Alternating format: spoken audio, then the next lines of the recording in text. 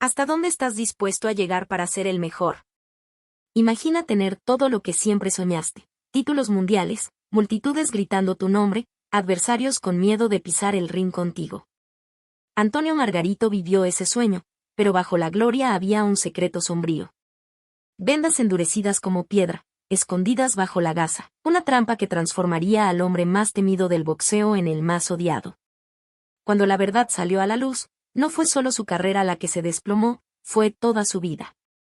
El cuerpo que lo hizo campeón se volvió contra él, el pueblo que lo idolatraba pasó a despreciarlo. Esta es la historia de cómo la ambición puede destruir todo, incluso quien realmente eres. Antes de continuar, no olvides dejar tu like y suscribirte al canal para más historias increíbles como esta. Ahora sí, vamos con la historia del tornado de Tijuana que se convirtió en una tormenta destructiva. El silencio era ensordecedor en la casa modesta de Los Ángeles donde Antonio Margarito intentaba reconstruir su vida. El hombre que una vez hizo temblar los rings del mundo ahora luchaba contra un enemigo más poderoso que cualquier rival, su propio pasado. A los 47 años, el tornado de Tijuana vivía con la carga de ser recordado más por sus escándalos que por sus glorias. Su ojo derecho, dañado permanentemente tras la brutal paliza de Manny Pacquiao, le recordaba diariamente el precio que había pagado por su ambición desmedida. Las cicatrices visibles eran nada comparadas con las heridas invisibles que carcomían su alma día tras día. La depresión se había convertido en su compañera más fiel desde que colgó los guantes definitivamente. Los días se arrastraban lentos y vacíos, sin el propósito que el boxeo le había dado durante décadas. Margarito evitaba los espejos, incapaz de sostener la mirada del hombre en que se había convertido. Su esposa Lorena lo encontraba frecuentemente perdido en pensamientos sombríos, revisando fotografías de sus días de gloria mientras las lágrimas rodaban por sus mejillas. Los niños, Brandon y Antonella, no entendían por qué su padre héroe ahora parecía tan frágil, tan roto. Las facturas se acumulaban sobre la mesa de la cocina, recordándole que la fama y el dinero habían sido tan efímeros como sus victorias. El hombre que ganó millones ahora contaba monedas para pagar la renta. Las noches eran las peores para el excampeón mundial. La oscuridad traía consigo los fantasmas de sus decisiones. Las voces de los críticos que lo llamaban tramposo resonaban en su cabeza como campanas de funeral. El escándalo del Plastergate lo perseguía incluso en sueños, despertándolo en sudores fríos mientras revivía una y otra vez esa fatídica noche en que encontraron yeso en sus vendas. Sus manos, que una vez fueron armas letales, ahora temblaban cuando intentaba sostener una taza de café. La visión limitada de su ojo derecho era un recordatorio constante de su fragilidad humana. Margarito se preguntaba si algún día podría encontrar paz con el hombre en que se había convertido. Los médicos le habían advertido sobre los riesgos de seguir peleando, pero él había elegido la gloria por encima de la prudencia. La soledad era asfixiante en esa casa donde los trofeos y cinturones parecían burlarse de su estado actual. Los amigos de la época dorada habían desaparecido como humo, dejándolo solo con sus recuerdos y remordimientos. Margarito intentaba encontrar sentido a una vida que parecía dividida en dos, el antes glorioso y el después doloroso. Sus intentos de regresar al ring habían sido patéticos recordatorios de que el tiempo no perdona a nadie, mucho menos a quienes han abusado de su cuerpo. El público mexicano, que una vez lo idolatró, ahora lo veía con una mezcla de lástima y decepción. Las entrevistas se habían vuelto interrogatorios donde tenía que defender constantemente su legado manchado. La prensa deportiva lo trataba como una curiosidad, un ejemplo de cómo la fama puede convertirse en infamia. Su nombre había quedado manchado para siempre en la historia del boxeo. Los problemas económicos agravaban su estado mental deteriorado. La casa grande había sido vendida, los lujos del pasado eran ahora solo recuerdos amargos de lo que había perdido. Margarito se había visto obligado a dar clases de boxeo en gimnasios locales, una ironía cruel para alguien que había llenado estadios. Los jóvenes estudiantes lo miraban con curiosidad, preguntándose si realmente había sido el campeón que decía ser. Sus historias de gloria sonaban a veces como fantasías de un hombre que había perdido el contacto con la realidad. La humillación de tener que justificar su valía como entrenador era otro golpe a su orgullo ya maltrecho. Cada día que pasaba enseñando lo básico era un recordatorio de cuán bajo había caído. El tornado de Tijuana se había convertido en una brisa suave que apenas movía las hojas. El aislamiento social se había vuelto su refugio y su condena. Margarito evitaba los eventos de boxeo donde podría encontrarse con antiguos rivales o colegas que conocían su historia. Las redes sociales eran un campo de batalla donde los fanáticos debatían eternamente si había sido un campeón legítimo o un tramposo. Los comentarios crueles lo herían más profundamente que cualquier gancho al hígado que hubiera recibido en su carrera. Su reputación estaba tan dañada que incluso sus victorias legítimas eran cuestionadas por la sombra del escándalo. La paranoia se había instalado en su mente, haciéndole creer que todos lo juzgaban por su pasado. Salir de casa se había vuelto una tortura psicológica que prefería evitar. El mundo exterior le parecía hostil, lleno de miradas acusadoras y susurros maliciosos. La salud mental de Margarito requería atención profesional que inicialmente rechazó por orgullo. Admitir que necesitaba ayuda psicológica era, para él, otra forma de derrota que no estaba dispuesto a aceptar. Sin embargo, los episodios de ansiedad y depresión se intensificaron hasta volverse inmanejables sin intervención médica. Las sesiones de terapia se convirtieron en un campo de batalla donde tenía que enfrentar verdades dolorosas sobre sus decisiones pasadas. El proceso de sanación era lento y tortuoso, lleno de retrocesos que lo frustraban enormemente. Cada sesión era como pelar capas de una cebolla, revelando heridas más profundas que creía haber superado. La medicación lo ayudaba a funcionar básicamente, pero no podía curar el vacío existencial que sentía. Su identidad había estado tan ligada al boxeo que sin él se sentía como un fantasma de sí mismo. Los intentos de reconciliación con su pasado habían sido infructuosos hasta el momento. Margarito buscaba desesperadamente una narrativa que le permitiera vivir en paz con sus decisiones, pero la realidad era implacable. El escándalo del Plastergate había manchado irremediablemente su legado, convirtiendo cada logro en una pregunta sin respuesta. Sus victorias más importantes ahora eran vistas con sospecha, como si hubiera construido su carrera sobre mentiras y engaños. La búsqueda de redención se había vuelto una obsesión que consumía sus pensamientos día y noche. Quería encontrar una manera de ser recordado como algo más que un tramposo, pero el daño parecía irreversible. Las disculpas públicas habían caído en oídos sordos, la sociedad no estaba lista para perdonar. Su nombre seguiría asociado para siempre con la controversia y el escándalo en los libros de historia del boxeo. El impacto en su familia era quizás el aspecto más doloroso de su caída. Lorena había soportado años de incertidumbre económica y emocional, viendo cómo el hombre que amaba se desmoronaba lentamente. Los niños crecían preguntándose por qué su padre, que debería ser su héroe, parecía tan triste y derrotado. Margarito se sentía culpable por arrastrar a su familia a esta espiral descendente de consecuencias por decisiones que había tomado solo. Las conversaciones familiares estaban cargadas de tensión no expresada, todos caminando sobre cáscaras de huevo para no provocar otro episodio de melancolía. Su papel como padre se había visto comprometido por su incapacidad de lidiar con su propio pasado. Los momentos de felicidad familiar eran interrumpidos constantemente por la sombra de su legado manchado. La presión de mantener una fachada de normalidad para sus hijos era agotadora e insostenible a largo plazo. Este era el triste final del Tornado de Tijuana, un hombre broken viviendo con las consecuencias de haber elegido el camino fácil hacia la gloria. El rugido ensordecedor de la multitud en el Madison Square Garden resonaba como música celestial en los oídos de Antonio Margarito. Era marzo de 2008, y el mexicano acababa de propinar una paliza histórica a Miguel Cotto, conquistando el cinturón WBA de peso welter en una actuación que quedaría grabada para siempre en la memoria del boxeo. Las lágrimas de emoción rodaban por sus mejillas mientras levantaba los brazos en señal de victoria, sintiendo que todo el sacrificio de años había valido la pena.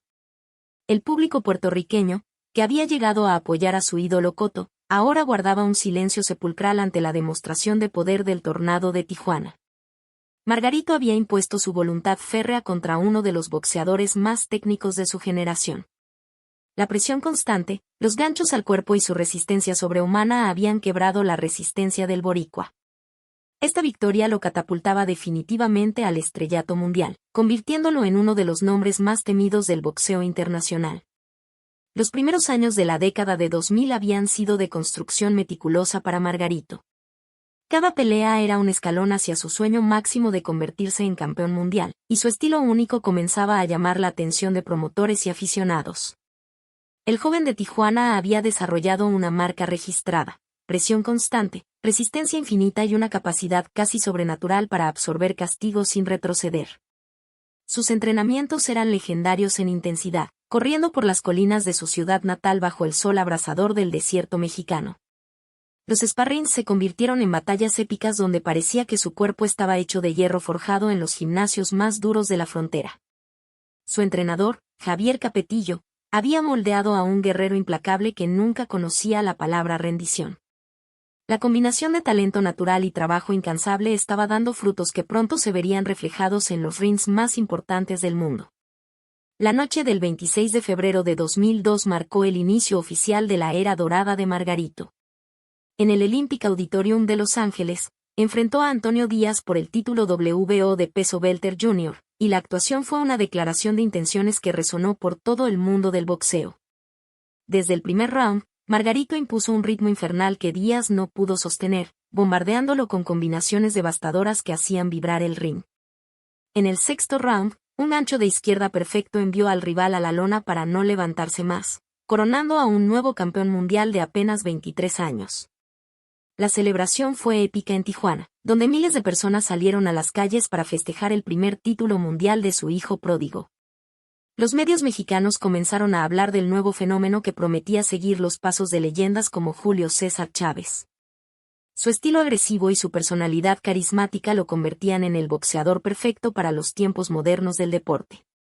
Las defensas del título WBO fueron una demostración de supremacía que estableció a Margarito como una fuerza dominante en su división. Cada rival que se atrevía a desafiarlo terminaba siendo víctima de su maquinaria de guerra, sin importar su reputación o pedigrí en el deporte.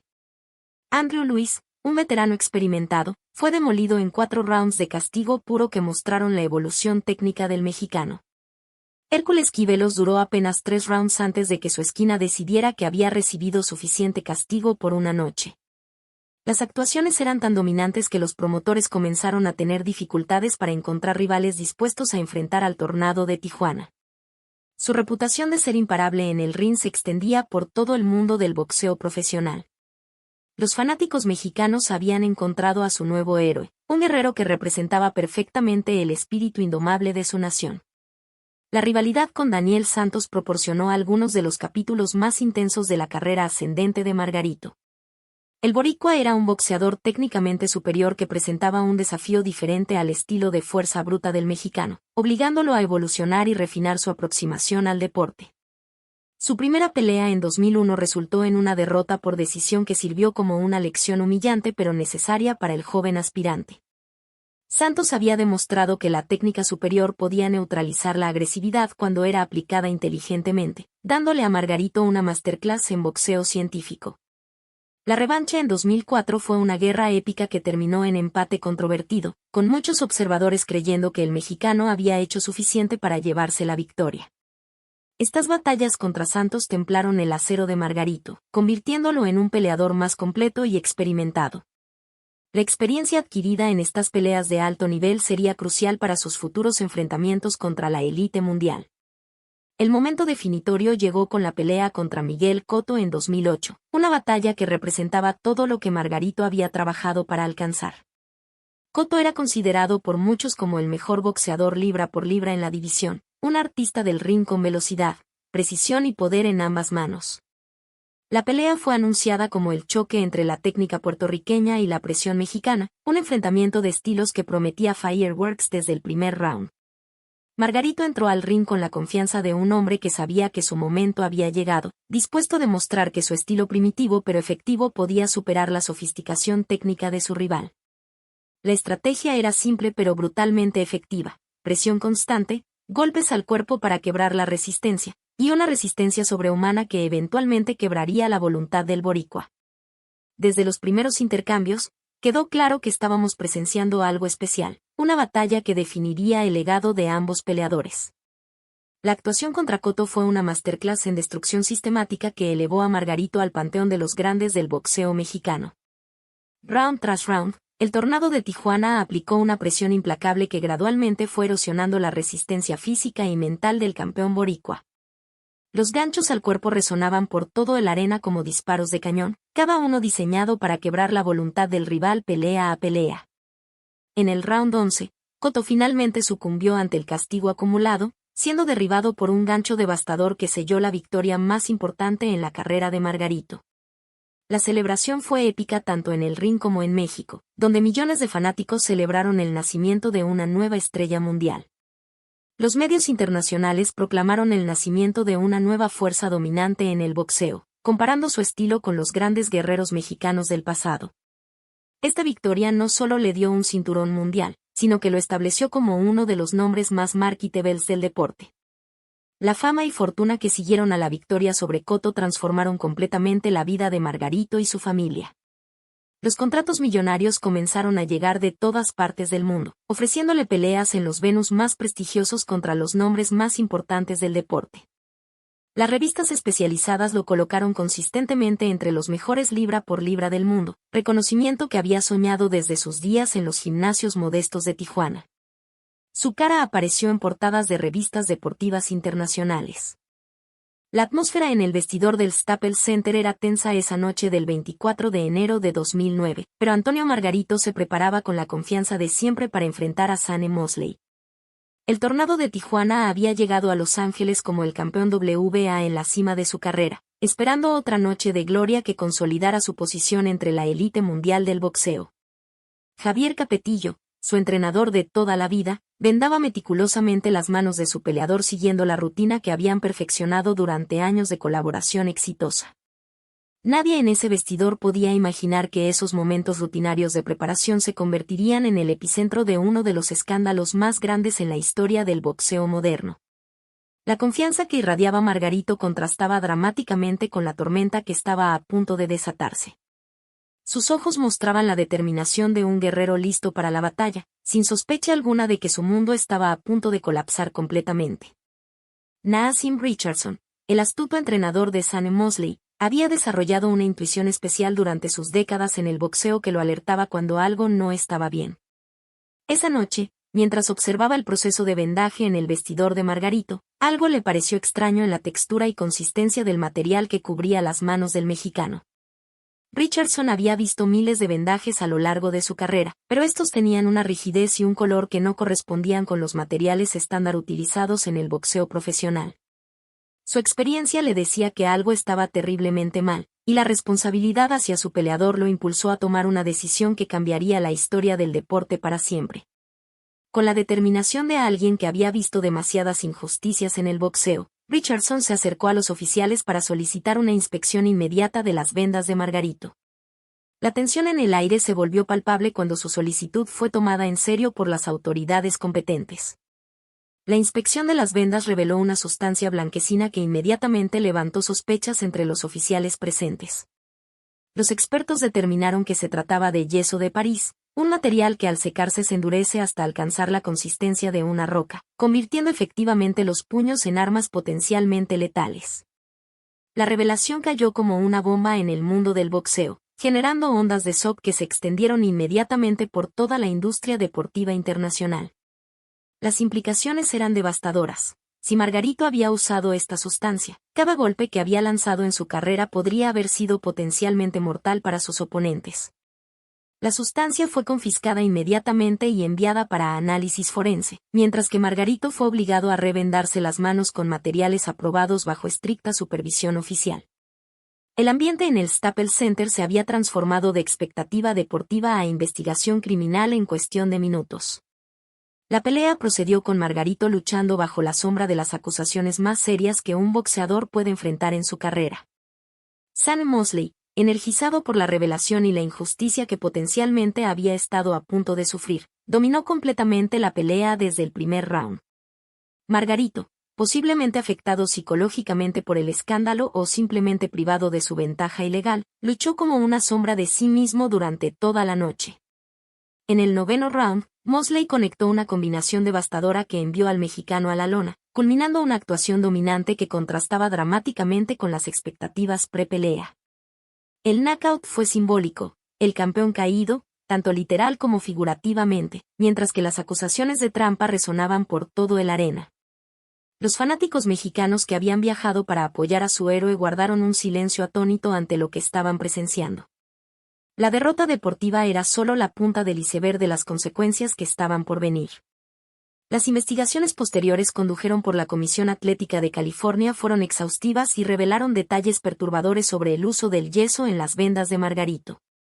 Los análisis forenses confirmaron sin lugar a dudas la presencia de sulfato de calcio dihidratado, el componente principal del yeso de París, en cantidades que no podían ser explicadas por ninguna contaminación accidental.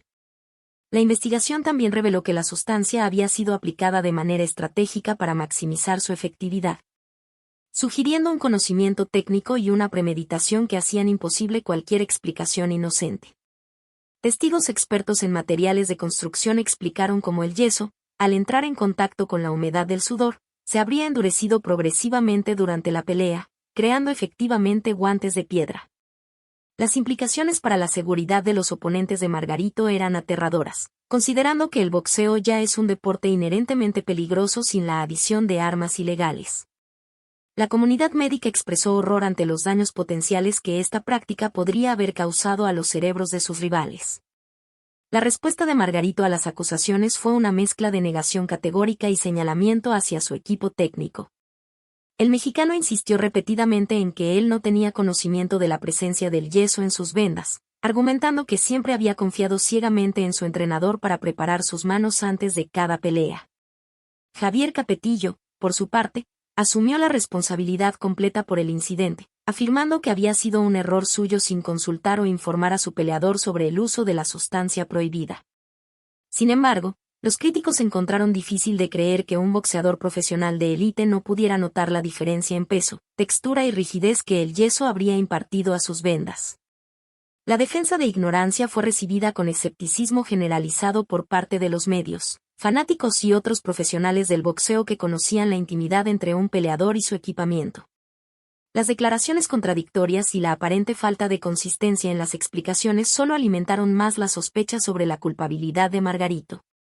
Las consecuencias legales y deportivas del escándalo fueron inmediatas y devastadoras para la carrera de Margarito. La Comisión Atlética de California suspendió tanto al boxeador como a su entrenador por un año, efectivamente prohibiéndoles participar en cualquier evento de boxeo profesional en el estado más importante para el deporte en Estados Unidos. La suspensión fue acompañada por una multa substancial y la revocación temporal de sus licencias profesionales, marcando oficialmente a Margarito como un tramposo en los registros deportivos. Otras comisiones alrededor del mundo siguieron el ejemplo de California, creando efectivamente una suspensión internacional que dejó al mexicano sin opciones para continuar su carrera inmediatamente. Los patrocinadores comenzaron a cancelar contratos millonarios, temerosos de asociar sus marcas con un atleta envuelto en un escándalo de tal magnitud. El impacto financiero fue inmediato y brutal, con Margarito perdiendo millones en ingresos proyectados y oportunidades futuras que se esfumaron de la noche a la mañana. El escándalo del Plastergate se convirtió rápidamente en uno de los temas más debatidos en la historia del boxeo moderno. El 13 de noviembre de 2010, Antonio Margarito subió al ring del Cowboys Stadium en Arlington, Texas, con el peso del mundo sobre sus hombros. Enfrentaba a Manny Pacquiao, el filipino que había ascendido para convertirse en el rostro del boxeo mundial, en una pelea que representaba su única oportunidad de redención tras el escándalo del Plastergate. El público estadounidense lo recibió con una mezcla de curiosidad mórbida y animosidad, mientras que los fanáticos mexicanos mantenían una esperanza desesperada de que su caído héroe pudiera recuperar su gloria perdida.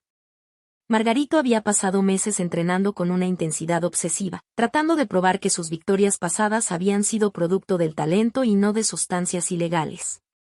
La presión mediática era asfixiante, con cada movimiento del mexicano siendo analizado bajo el microscopio de la sospecha y el escepticismo público. Sus declaraciones pre-pelea sonaban desesperadas, como las súplicas de un hombre que sabía que esta podría ser su última oportunidad de limpiar su nombre.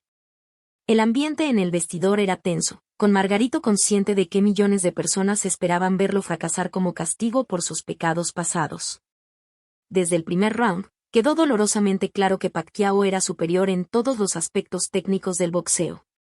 La velocidad del filipino era cegadora, sus combinaciones llegaban desde ángulos imposibles, y su movimiento de pies hacía que Margarito pareciera estar peleando contra un fantasma que aparecía y desaparecía a voluntad. El mexicano intentaba imponer su estilo de presión tradicional, pero cada vez que se acercaba era recibido por ráfagas de golpes precisos que lo hacían retroceder tambaleándose. Los jueces anotaban round tras round a favor de Pacquiao, mientras que Margarito absorbía un castigo que su rostro comenzaba a reflejar de manera alarmante. La hinchazón alrededor de su ojo derecho se hacía más pronunciada con cada intercambio, una señal ominosa de lo que estaba por venir. Sus intentos desesperados de cambiar el momentum de la pelea resultaban en más exposición al ataque implacable del campeón filipino.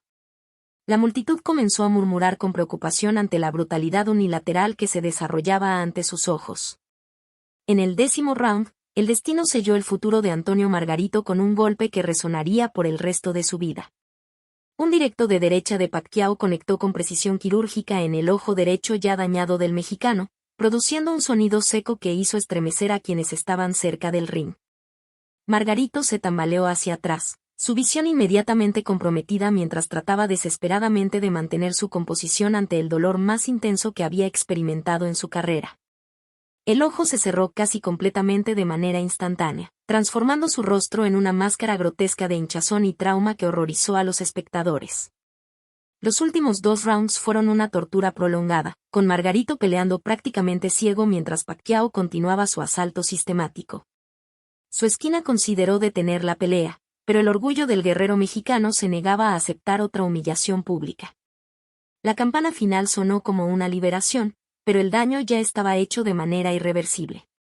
Los exámenes médicos posteriores revelaron la verdadera magnitud del daño sufrido por Margarito esa noche. Los doctores diagnosticaron una fractura en la órbita del ojo derecho, una lesión que requería cirugía inmediata y que amenazaba no solo su carrera sino su visión permanente. La fractura había dañado múltiples huesos faciales, creando un complejo médico que requeriría múltiples procedimientos quirúrgicos para intentar reparar. Los especialistas advirtieron que incluso con la mejor atención médica, existía una posibilidad real de pérdida permanente de visión en ese ojo. Margarito fue hospitalizado inmediatamente, enfrentando la realidad de que su cuerpo había pagado el precio último por años de castigo acumulado en el ring. La cirugía duró varias horas, con los médicos trabajando meticulosamente para reconstruir los huesos destrozados alrededor de su ojo. Su familia esperó en agonía, preguntándose si el hombre que amaban podría recuperarse completamente de esta devastación física. Los primeros días de recuperación fueron una pesadilla de dolor constante y visión borrosa que lo sumió en una depresión profunda. Los meses siguientes fueron un calvario médico que sometió a Margarito a pruebas que ningún atleta debería enfrentar. En mayo de 2011, los doctores descubrieron que había desarrollado una catarata traumática en el ojo dañado, una complicación directa del trauma sufrido contra Pacquiao que requería otra cirugía delicada. La operación de catarata presentaba sus propios riesgos, incluyendo la posibilidad de complicaciones que podrían resultar en ceguera total del ojo afectado. Margarito enfrentó la cirugía con una mezcla de esperanza y terror, sabiendo que su futuro dependía de la habilidad de los cirujanos para salvar lo que quedaba de su visión. La recuperación fue lenta y frustrante, con mejoras marginales que nunca devolvieron su visión a los niveles prelesión que necesitaba para competir al más alto nivel. Tuvo que aprender a vivir con limitaciones visuales que afectaban no solo el boxeo sino actividades diarias básicas como conducir o leer. Los lentes oscuros se convirtieron en una parte permanente de su apariencia, protegiéndolo tanto de la luz como de las miradas curiosas del público. A pesar de las advertencias médicas y las obvias limitaciones físicas, Margarito tomó la decisión temeraria de intentar un regreso al ring. Su obsesión con la redención lo cegaba ante los riesgos evidentes, impulsándolo a creer que podía superar las limitaciones que su cuerpo lesionado le imponía. Los doctores le advirtieron explícitamente sobre los peligros de recibir más trauma en el área del ojo ya comprometido, explicándole que otro golpe significativo podría resultar en ceguera permanente o daño cerebral. Sin embargo, la identidad de Margarito estaba tan entrelazada con el boxeo que la idea de retirarse permanentemente le parecía una muerte en vida que no podía aceptar. Su familia le suplicó que reconsiderara, pero el guerrero dentro de él se negaba a aceptar que su carrera había terminado de manera tan ignominiosa. Los promotores, motivados por el valor comercial de su nombre controvertido, estaban dispuestos a explotar su desesperación por una última oportunidad de gloria. El mundo del boxeo observaba con una mezcla de fascinación y horror mientras se preparaba para lo que muchos veían como un espectáculo grotesco. La revancha contra Miguel Cotto el 10 de diciembre de 2011 en el Madison Square Garden fue programada como la oportunidad final de redención para Margarito. El boricua había estado esperando años por la oportunidad de enfrentar nuevamente al hombre que lo había derrotado en circunstancias que ahora parecían fraudulentas. Motivado por un deseo de venganza que había alimentado durante años. La Comisión Atlética de Nueva York inicialmente negó la licencia a Margarito debido a preocupaciones sobre su condición ocular. Pero la presión comercial y legal eventualmente forzó su aprobación bajo condiciones médicas estrictas. Los exámenes pre-pelea revelaron que la visión de Margarito estaba significativamente comprometida, pero dentro de los límites técnicos que permitían la competencia según las regulaciones existentes. El ambiente en Nueva York era eléctrico, con fanáticos puertorriqueños sedientos de venganza llenando el venue más famoso del boxeo mundial. La caída de Antonio Margarito nos enseña algo que va mucho más allá del boxeo. A veces la línea entre ser un campeón y ser un tramposo es más delgada de lo que imaginamos. Margarito eligió el camino más fácil y pagó el precio más alto posible. Perdió no solo los títulos, sino su dignidad, su salud y el respeto de millones de personas. Hoy, cuando vemos su carrera, no recordamos los knockouts espectaculares o los momentos de gloria, recordamos la trampa. Recordamos cómo un hombre que podría haber sido una leyenda se convirtió en un ejemplo de lo que no se debe hacer. La verdad es cruel pero simple, no importa qué tan alto llegues, si construiste tu éxito sobre mentiras, algún día todo se desmorona. Y cuando eso sucede, la caída es aún más dolorosa.